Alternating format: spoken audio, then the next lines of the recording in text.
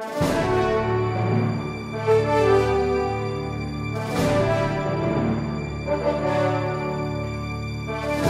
Iglesia Bíblica del Señor Jesucristo presenta Palabra de Gracia.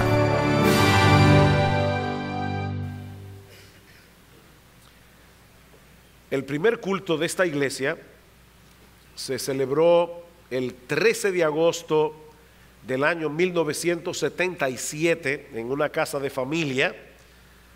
Habíamos un grupo, más o menos unas 40, 50 personas en la mañana, luego un grupito más reducido. Participamos de nuestra primera Santa Cena debajo de una mata de parra. No fue simbólico, eso era lo que había en el patio. De manera, hermanos, que dentro de 10 días nuestra congregación estará cumpliendo 36 años de existencia. Y una de las cosas que por la gracia, la misericordia de nuestro Dios ha caracterizado la vida y ministerio de esta iglesia local durante todos esos años es la centralidad de las Escrituras como la única norma infalible, autoritativa de fe y de práctica. Hay muchas cosas en las que nosotros hemos ido adquiriendo más luz con el paso del tiempo. Esta iglesia no siempre fue como es ahora, pero nosotros podemos decir con una limpia conciencia que ese compromiso con la palabra de Dios ha sido una constante desde el inicio de nuestra iglesia hasta hoy. Sin embargo, hermanos, no podemos dar por sentado de que eso siempre será así. Muchas iglesias que comenzaron bien su carrera terminaron apartándose de la fe, porque en algún punto de su historia comenzaron a poner en duda la inspiración divina de las Escrituras, o simplemente comenzaron a cuestionar si la Biblia era relevante para el hombre del siglo XX, del siglo XXI, si la Biblia era suficiente para ministrarle al hombre de esta generación con todo lo compleja que se ha vuelto la vida en esta época. Y terminaron abrazando una filosofía ministerial donde lo único que importa son los resultados visibles y no lo que la Biblia dice. Da resultado, atrae gente, entonces tiene que estar bien. Y hermanos, el impacto que ese pragmatismo ha tenido en el cristianismo contemporáneo es más que evidente. En ningún otro periodo de la historia de la iglesia, los cristianos han contado con tantos recursos como ahora. Tú puedes escuchar por internet al predicador que tú quieras, puedes participar de conferencias que se están llevando a cabo en otro lugar del planeta, puedes tener la Biblia en tu iPad, en tu iPhone, en tu Android, en lo que tú tengas. Ya va a llegar un momento en que no vamos a decir abran sus Biblias, vamos a tener que decir enciendan sus Biblias. Sin embargo, hermanos, es extraño que los frutos y la fortaleza espiritual de muchos que profesan la fe no parece estar a la par con todos esos recursos. Hay algo que parece que no está funcionando.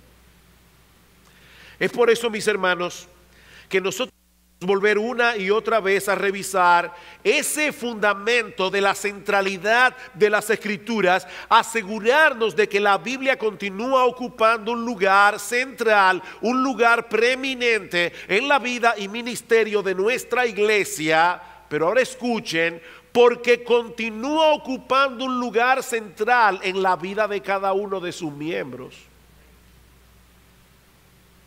De nada sirve tener una declaración doctrinal teológicamente correcta si no manifestamos en la práctica una plena confianza de que la Biblia es la palabra de Dios. Bueno, yo me temo que nosotros hemos oído tanto ese título que podemos perder de vista lo que eso implica. La Biblia es la palabra de Dios. ¿Sabes lo que eso significa, mi amado hermano, mi amada hermana? Esto es algo bien profundo lo que yo voy a decir ahora. Lo que eso significa es que la Biblia es la palabra de Dios. No es palabra de hombres, es palabra de Dios, infalible, inerrante, todo suficiente. Y eso es lo que yo pretendo hacer, demostrar en esta mañana, considerando con ustedes lo que Dios mismo dice en su palabra en el Salmo que cantamos al principio, el Salmo 19. Yo les pido por favor que vayan conmigo al Salmo 19. Este es uno de los salmos más conocidos, más citados de las Escrituras, y su enseñanza esencial es que Dios se ha revelado al hombre a través de su creación, versículos 1 al 6, y a través de su palabra escrita, versículos 7 al 11. De manera que la naturaleza creada y las sagradas Escrituras pueden ser comparadas a una obra maestra en 2 tomos, por medio de los cuales Dios se revela al hombre. Y tanto en un caso como en el otro, nosotros podemos ver impresa la marca de perfección del Dios Todopoderoso. Entonces comencemos viendo en primer lugar la revelación de Dios en la creación, versículos 1 al 6. Los cielos cuentan la gloria de Dios y el firmamento anuncia la obra de sus manos. Un día emite palabra a otro día y una noche a otra noche declara sabiduría. No hay lenguaje ni palabra ni es oída su voz. Por toda la tierra salió su voz y hasta el extremo del mundo sus palabras. En ello puso tabernáculos para el sol y este, como esposo que sale de su tálamo, se alegra cual gigante para correr el camino. De un extremo de los cielos es su salida y su curso hasta el término de ellos, y nada hay que se esconda de su calor. Yo no sé cuántos de ustedes llegaron a leer cuando eran jóvenes la famosa novela de Daniel Defoe titulada Robinson Crusoe. Yo sé que muchos vieron la película El Náufrago de Tom Hanks, pero esa película no tiene casi nada que ver con el libro de Daniel Defoe, quien era creyente. Mientras que la película de Tom Hanks no tiene nada que ver con el Señor. Ahí vemos a un hombre sobreviviendo él solo por su propia fuerza. El libro de Robinson Crusoe trata de la ayuda de Dios a ese hombre náufrago. Pero el punto es que en la historia de Robinson Crusoe se narra, ¿verdad?, la historia de un náufrago, su supervivencia en una isla aparentemente inhabitada. Por mucho tiempo, Robinson asume que él está solo en la isla hasta que un día descubre las huellas de un pie perfectamente marcadas sobre la arena, y por supuesto que no eran suyas. Escuchen lo que dice la novela. Me detuve estupefacto, como abatido por un rayo, como si hubiese visto un fantasma. Escuché y miré a mi alrededor, pero no percibí nada. Subí a un montículo para poder observar. Recorrí con la vista toda la playa, a lo largo y a lo ancho, pero no hallé nada más. Volví para confirmar que todo esto no fuera producto de mi imaginación, pero no era así. Allí estaba muy clara la huella de un pie, con sus dedos, su talón y todas sus partes. Después de darle 1000 vueltas a la cabeza, como un hombre completamente confundido y fuera de sí, regresé a mi fortificación sin sentir la tierra bajo mis pies, aterrado hasta mis límites, mirando hacia atrás cada 2 o 3 pasos, imaginando que cada árbol o cada bulto en la distancia podía ser un hombre. Hasta ese momento Robinson Crusoe no se había topado con ninguna otra evidencia que le llevara a pensar que había otro ser humano en la isla, pero increíblemente la huella de ese pie, una huella de un pie, hermanos, era suficiente para darse cuenta de que él no estaba solo. Y lo que el salmista nos dice en esta primera estrofa del Salmo 19 es que este universo está repleto de huellas que señalan la presencia de un creador inteligente y todopoderoso. Y aunque esa revelación no nos enseña todo lo que necesitamos saber acerca de Dios, lo que revela es suficiente para saber que Él está allí y que Él es un Dios lleno de poder, lleno de sabiduría. Los cielos cuentan la gloria de Dios y el firmamento anuncia la obra de sus manos. No hay que ser un experto en astronomía ni contar con potentes telescopios para entender el mensaje que los cielos proclaman. A simple vista, todas las maravillas del universo, toda la complejidad de esta creación nos dan a conocer la gloria del Creador. El hecho de que muchos no puedan verlo no les resta a esa gloria ni el más mínimo resplandor. Yo creo que fue C.S. Lewis el que dijo que si todos los hombres fueran ciegos, la luz seguiría estando allí, aunque nadie la viera. El mensaje de los cielos, dice el salmista, es lo suficientemente claro, es lo suficientemente elocuente como para que todos puedan entenderlo. Por eso es que Pablo dice en Romanos capítulo 1, versículo 18, que Dios está airado con el hombre, porque el hombre ha detenido con injusticia la verdad. ¿Cuál verdad? Escuchen esta versión de las Escrituras, que no es la Reina Valera. Dice: ellos conocen la verdad acerca de Dios porque Él se le ha hecho evidente, pues desde la creación del mundo todos han visto los cielos y la tierra. Por medio de todo lo que Dios hizo, ellos pueden ver a simple vista las cualidades invisibles de Dios, su poder eterno, su naturaleza divina. Así que no tienen ninguna excusa para no conocer a Dios.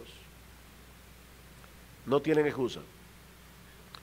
La creación habla lo suficientemente claro. Uno de los ateos más militantes y más fanáticos de esta generación en contra de la fe cristiana es Richard Dawkins. Y él dice en uno de sus libros que él está cansado de escuchar a los creyentes argumentar a favor de la existencia de Dios, tomando como punto de partida la belleza de la creación. Dice: estoy cansado. Dice Dawkins: los últimos cuartetos de Beethoven son sublimes, lo mismo que los sonetos de Shakespeare, pero son sublimes si Dios está allí, y son sublimes aunque Él no esté allí. Ellos no prueban la existencia de Dios, dice Dawkins, ellos prueban la existencia de Beethoven y la existencia de Shakespeare. Interesante argumento. Escuchamos la música y llegamos a la conclusión de que el compositor tiene que haber existido. Leemos los sonetos y concluimos que el poeta tiene que haber existido. Pero miramos al músico y miramos al escritor y llegamos a la conclusión de que su propia existencia y su genio se produjeron accidentalmente. Ellos son los creadores de sus obras, pero nadie los creó a ellos, según Dawkins. No, mis hermanos, tanto la música de Beethoven como los sonetos de Shakespeare no solo prueban contundentemente que los dos existieron y que eran dos artistas geniales, sino también que existe un creador infinitamente sabio, infinitamente poderoso, a quien Beethoven y Shakespeare le deben la existencia.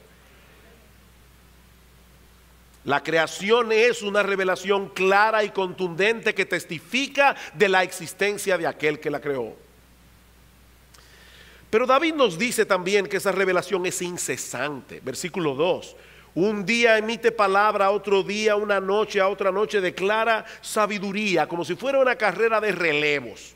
El día le pasa el batón a la noche, luego la noche se lo pasa al día, de manera que el mensaje es proclamado sin cesar y en un tono lo suficientemente alto como para que todos escuchen. Un poema infantil que hemos citado otras veces de este púlpito lo dice de una forma muy sencilla: Dios hizo los cielos con voces muy claras y te dio los ojos para que escucharas. Dios nos está diciendo algo en su creación acerca de sí mismo. Y lo está diciendo constantemente a todos los hombres en todo lugar. Versículo 3: no hay lenguaje ni palabra, ni es oída su voz. Por toda la tierra salió su voz, y hasta el extremo del mundo sus palabras. El salmista nos está planteando una paradoja aquí. Los cielos no pronuncian palabra alguna, pero hablan. No podemos escucharlos como ustedes están escuchando mi voz en esta mañana, y sin embargo no hay un solo lugar en todo el planeta, por remoto que sea, a donde no llegue el mensaje de los cielos. Queridos hermanos, amigos que están aquí en esta mañana, la creación está allí para decirnos algo, no de sí misma, sino de su Creador. En una forma maravillosa nos muestra aquellos atributos de nuestro Dios que lo hacen un ser glorioso, más allá de lo que nuestras mentes pueden concebir, más allá de lo que nuestras palabras pueden expresar. Y basta con contemplar la creación sin prejuicios, porque no hay un ciego más ciego que ¿cuál? El que no quiere ver. Basta observar la creación sin prejuicios y nos sobrecoge un sentido de asombro por la magnificencia, el poder y la creatividad artística del que la hizo. Mis hermanos, nuestro Dios es un artista. Es un artista. Él es el prototipo del artista. Él es el artista original. Él ha puesto allí ese lienzo maravilloso para que tengamos 1001 recordatorios de su poder, de su bondad, de su sabiduría y aún hasta de su gozo y de su felicidad. Vean el versículo 5. Dice: en ellos puso tabernáculo para el sol, y este, como esposo que sale de su tálamo, se alegra cual gigante para correr el camino. De un extremo de los cielos es su salida y su curso hasta el término de ellos, y nada hay que se esconda de su calor. David está comparando el sol aquí con un hombre vigoroso que se levanta descansado en la mañana, ansioso de correr su carrera. ¿Recuerdan ustedes a Eric Liddell en Carro de Fuego, lo que vieron la película? Como él decía: yo siento cuando corro la sonrisa de Dios, porque Él me hizo rápido y le gusta verme correr. Es una figura muy hermosa, hermanos, que nos habla de poder, de energía y de gozo. Nuestro Dios no es ese ser malhumorado que algunos imaginan sentado en su trono en los cielos, buscando la manera de desgraciarle la vida a todo aquel que dé la impresión de estar disfrutando más de la cuenta. No, ese no es el Dios de la Biblia. David nos dice en el Salmo 16 que en la presencia del Señor hay plenitud de gozo, delicias a su diestra para siempre, y nadie podría experimentar una sensación como esa al lado de un Dios carente de gozo y de alegría. De manera que ese primer tomo, el de la creación, nos dice muchas cosas acerca de nuestro Dios. Y lo dice en una forma extraordinariamente sorprendente. Yo creo, hermano, que nosotros deberíamos ponerle más caso al tomo de la creación, el tomo 1. Hace unos años yo estaba caminando por el Botánico y de repente veo en el cielo la luna. Era de tarde todavía, pero ella estaba suspendida en el espacio. Era, creo, un atardecer de esos de noviembre que son preciosos. Y yo pensé en ese momento: aquí deben haber 3 tipos de personas caminando por el Botánico ahora mismo. Tienen que haber personas seguro que están tan ocupadas con las cosas importantes de la vida que ellos ni siquiera han reparado que la luna está ahí. Ellos no la han visto. Ellos están haciendo negocios por el celular. ¿Han visto ustedes así? Gente caminando con el celular haciendo negocios. No pueden parar de producir dinero. Son máquinas de producir dinero. Pero puede ser que haya alguien romántico ahora mismo en el Botánico que está llamando a la novia o a la esposa diciéndole: mi amor, saca la cabeza, tú viste cómo está la luna, está preciosa, y desde que la vi no he dejado de pensar en ti. Pero yo pensé, también puede ser que haya algunos como yo, y no es que yo no sea romántico, pero yo lo que pensé en ese momento fue: wow, esa bola la suspendió en el espacio mi Padre Celestial. El Padre que me ama, que me cuida, que yo soy para Él como la niña de sus ojos. La luna me fue de mucha edificación ese día y motivo de alabanza a nuestro Dios. Pero ¿saben qué, mis hermanos? Si la creación, ese primer tomo de Dios es sorprendente, el segundo tomo es más sorprendente y más completo que el primero. A pesar de toda su complejidad y hermosura, el universo creado no nos enseña todo lo que necesitamos conocer acerca de Dios. Y es por eso que Dios se reveló en un libro. En un libro que también está repleto de las huellas digitales de Dios. Yo no sé si ustedes se dieron cuenta de esto cuando oyeron a los hermanos cantar o cuando han leído el Salmo 19. Pero el Salmo 19 comienza diciendo: los cielos cuentan la gloria de Dios, el firmamento anuncia la obra de sus manos, la ley de Jehová es perfecta, el testimonio de Jehová es fiel, los mandamientos de Jehová son rectos, el precepto de Jehová es puro, el temor de Jehová es limpio, los juicios de Jehová son verdad, todos justos. ¿De quién es el libro? De Jehová. Es evidente el énfasis del salmista. Los cielos cuentan la gloria de Dios, y ese mismo Dios se reveló en un libro, la Biblia. Mis hermanos, el mismo Dios que revela su gloria en los cielos es el mismo que inspiró las Escrituras para revelar allí su gloria en una forma más contundente. Jehová Dios es el último responsable de todo lo que fue escrito en este libro. Es por eso que este libro es perfecto, dice David. La ley de Jehová es perfecta, es completa, es exhaustiva, es suficiente. La idea que esa palabra comunica es que cubre todos los aspectos de un asunto. Mis hermanos, en la palabra de Dios no hay redundancia, en la palabra de Dios no hay omisión. ¿Han visto ustedes personas que dicen: wow, si Dios por lo menos hubiera hablado más claro acerca de este tema o acerca de aquel otro tema? No, Dios dijo todo lo que tenía que decir. A la Biblia no le falta nada, a la Biblia no le sobra nada. Ella abarca todo lo que necesitamos para conocer a Dios, todo lo que necesitamos para vivir para su gloria. ¿Y cuál es el efecto de esa palabra perfecta en nosotros? Convierte el alma, nos reanima, nos restaura, nos transforma. La palabra de Dios es el único libro que existe en el mundo, mis hermanos, que puede restaurar al hombre pecador para que se vuelva de sus pecados a Dios. No simplemente para adecentarlo en su apariencia externa, sino para transformar su alma, su ser interior, su verdadero yo. Solo la Biblia puede hacer eso.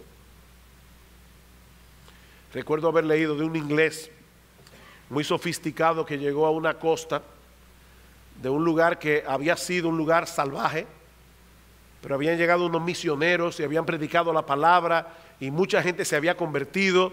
Y cuando este inglés sofisticado llega, encuentra a uno de estos indígenas leyendo la Biblia y dice: ¿cómo se ve que aquí todavía están atrasados? Ya en Inglaterra nadie lee ese libro. Ya nosotros estamos más adelantados.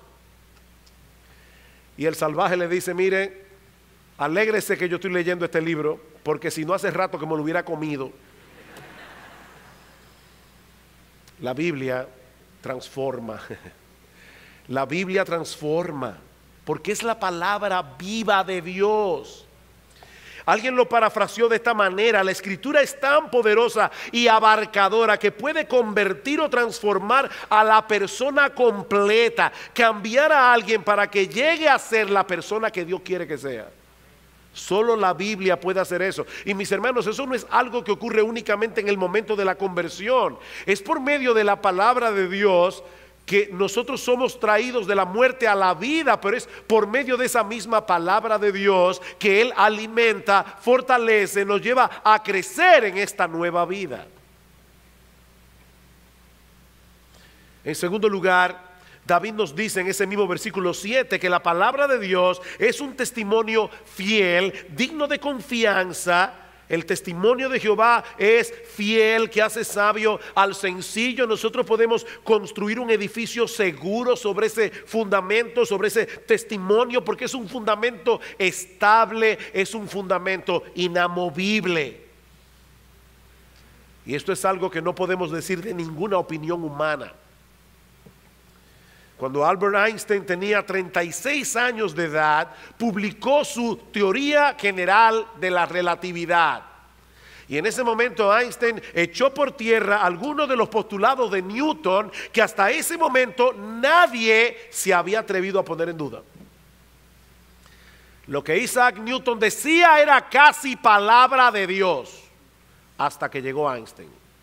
Pero ¿saben qué, hermanos? Ahora resulta que hay un jovencito de 15 años de edad, Jacob Bennett, que se calcula que tiene un coeficiente intelectual superior al de Einstein.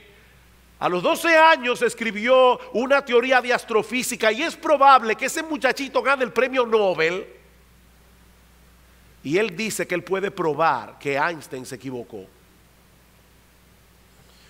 Así que Einstein probó que Newton se equivocó.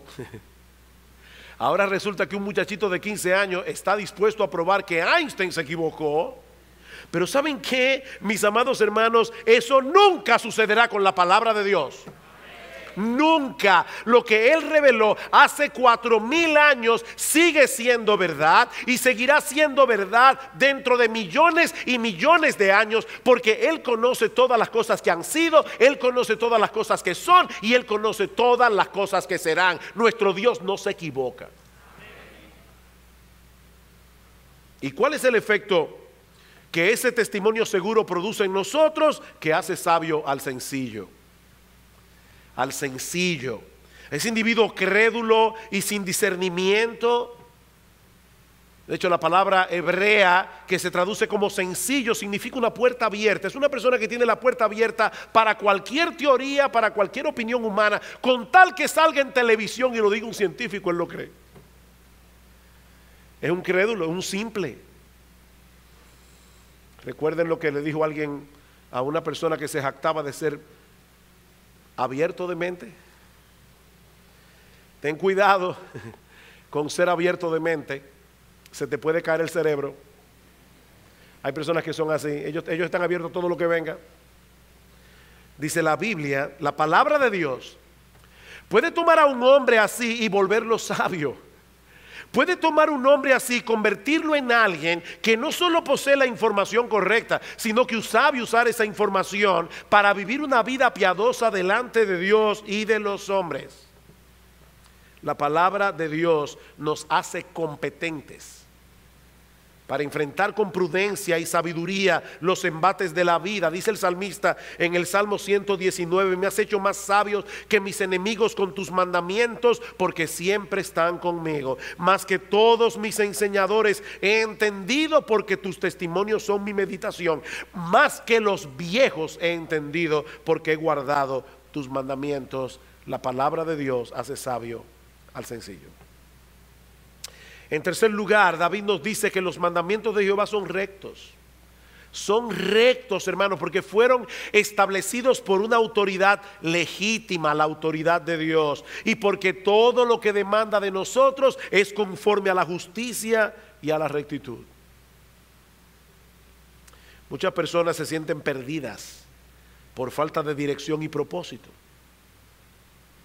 La Biblia es el GPS de Dios.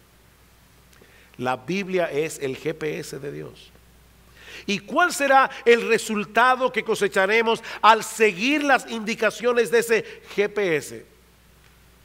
Que nuestro corazón se alegrará, dice David. Por cuanto nos guía por un camino recto y seguro, el resultado de apegarnos a la palabra de Dios es nuestra propia felicidad, nuestro gozo, una vida plena y bienaventurada.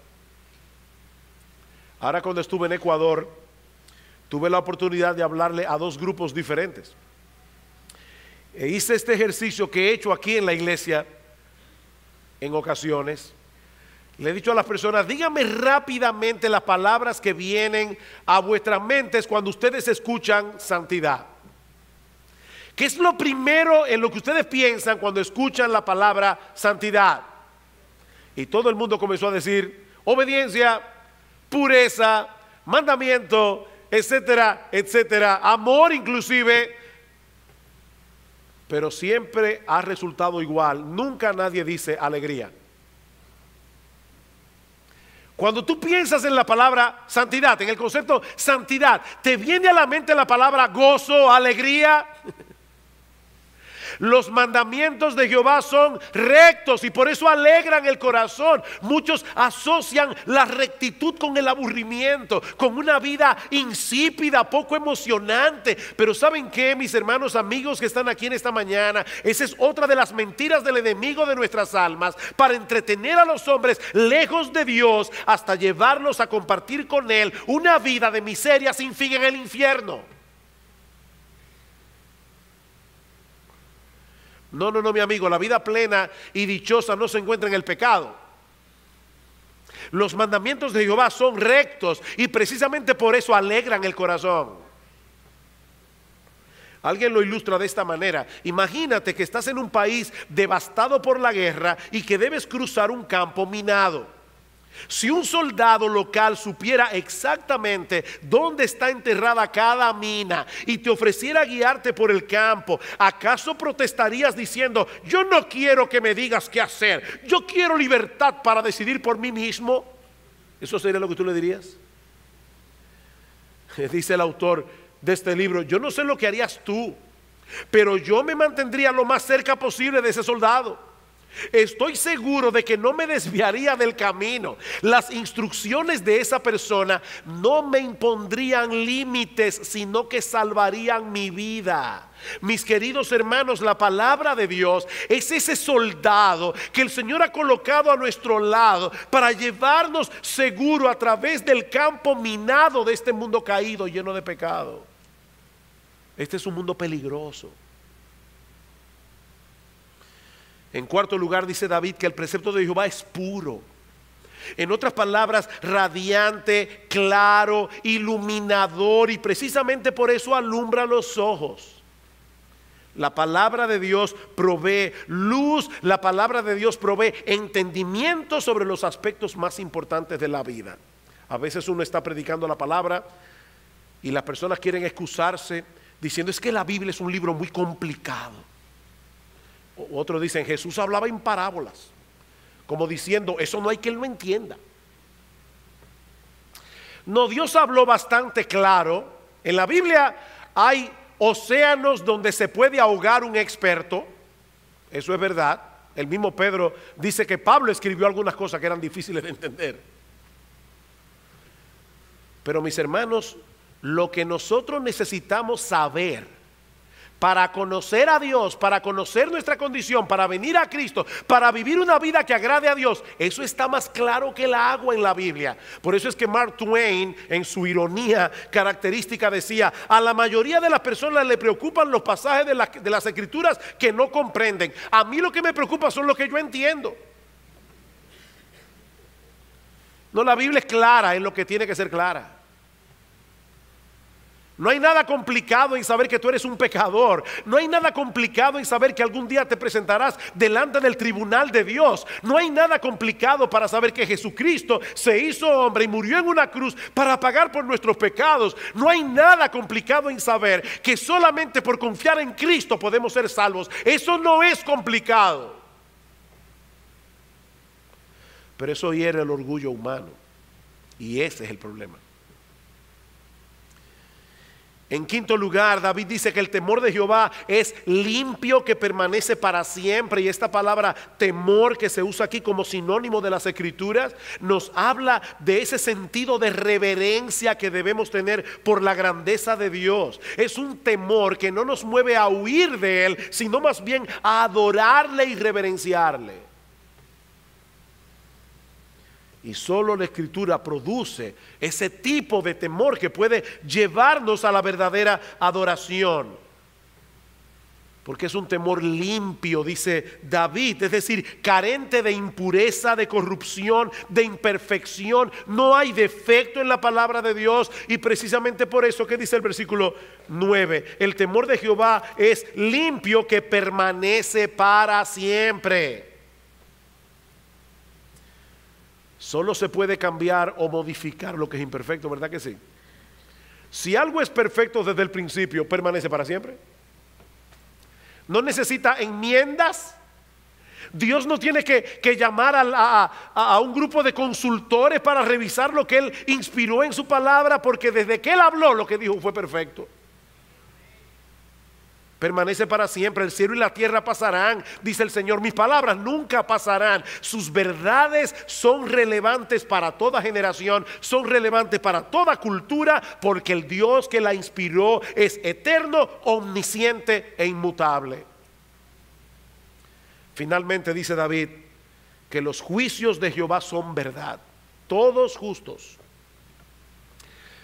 La palabra juicio ahí no se refiere al castigo de Dios, se refiere al buen juicio de Dios. ¿Han escuchado esa frase cuando dicen fulano tiene buen juicio? Es que piensa con sabiduría. Bueno, lo que David está diciendo aquí es que lo que Dios opina con respecto a todas las cosas siempre es conforme a la verdad, siempre es conforme a la justicia. Lo que Dios dice del hombre es lo que el hombre es. Lo que Dios dice acerca de este mundo es lo que este mundo es. Lo que Dios dice acerca del matrimonio es lo que el matrimonio es. Es un hombre y una mujer. Cualquier otra cosa es una aberración en la presencia de Dios. Lo que Dios dice acerca de cómo podemos ser salvos es así y no de otra manera. Como Dios dice que debemos vivir, así debe ser y no de otro modo. De manera que sin la palabra de Dios no podríamos descubrir la verdad de las cosas que realmente importan. De dónde venimos, qué hacemos aquí, qué nos espera después de la muerte, cómo podemos conocer a Dios, cómo podemos ser reconciliados y aceptados por Él. Mis hermanos, todo queda en tinieblas cuando nosotros echamos a un lado la palabra de Dios.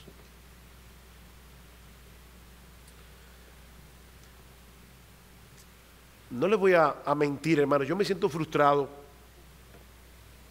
porque yo no estoy seguro de que yo estoy haciendo un buen trabajo en esta mañana, se lo confieso, para demostrar que este libro es increíble.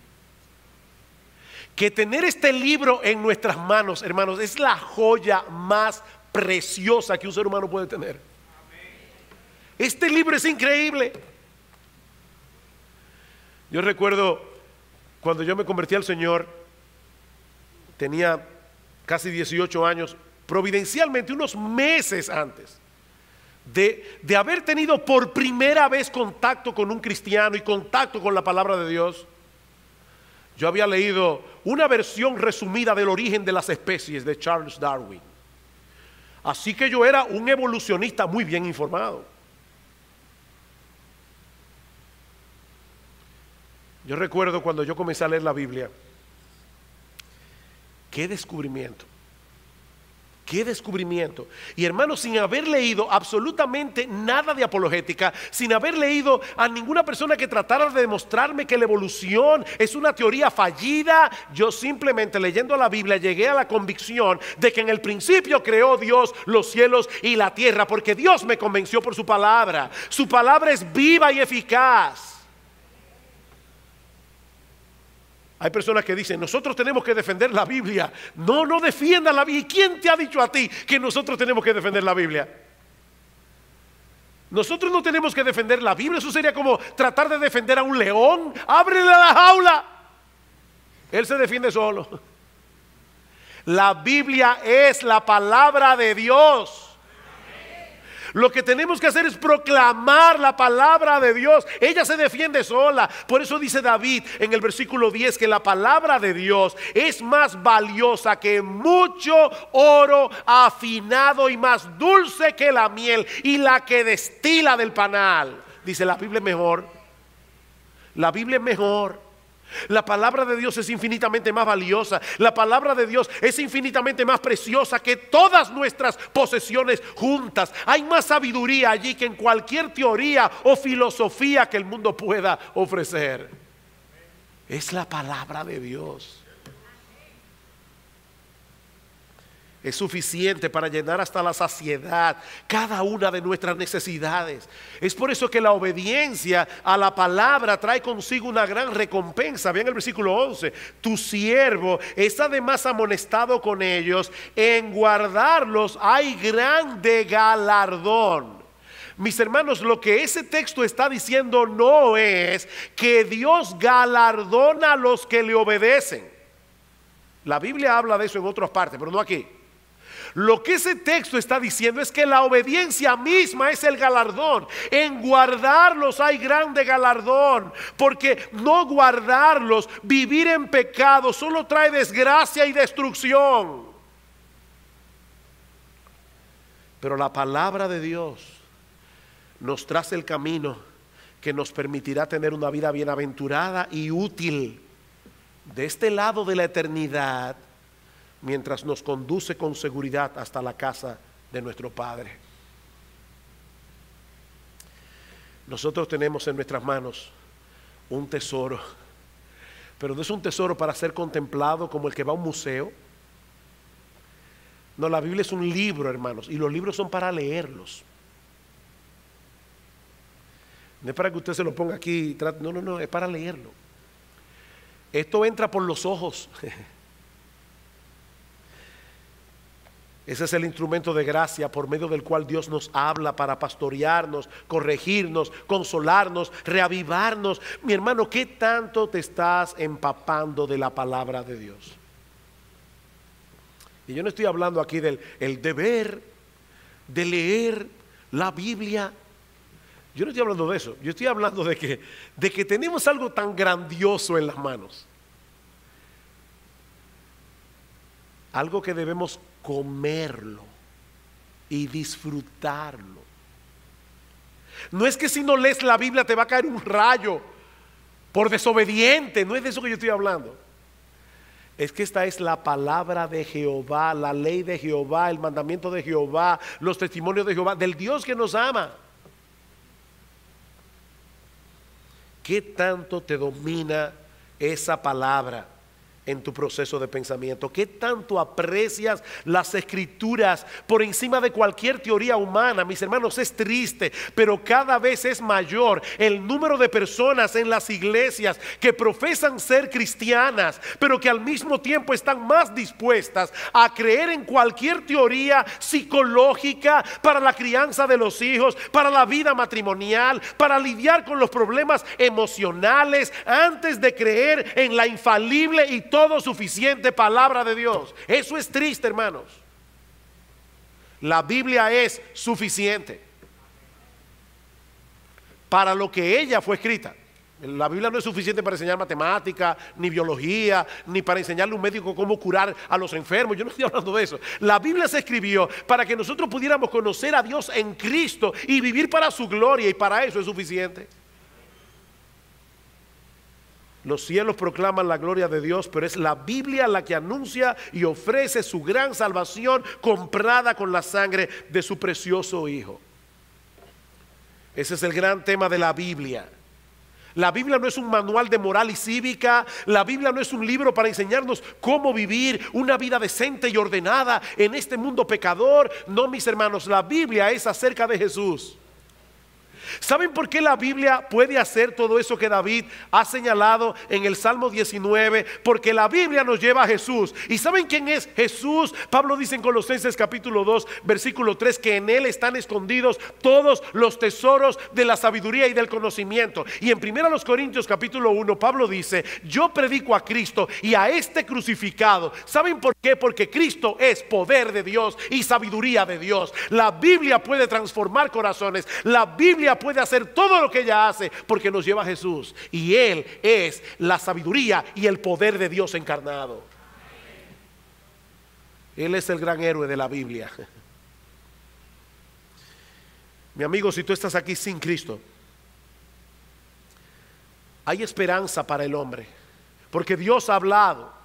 Nosotros podemos conocer la verdad verdadera, porque Dios ha hablado. No tenemos que vivir como mejor nos parezca, haciendo de nuestra vida una especie de laboratorio de experimentación, porque Dios ha hablado. Dios ha hablado. Mi amigo, ven a Cristo. Si todavía no lo has hecho, confiando únicamente en Él para el perdón de todos tus pecados, y entonces podrás comenzar a caminar por la ruta que Él nos ha trazado en ese GPS, en ese libro que es 1000 veces más deseable que el oro y más dulce que la miel. Que el Señor bendiga su palabra.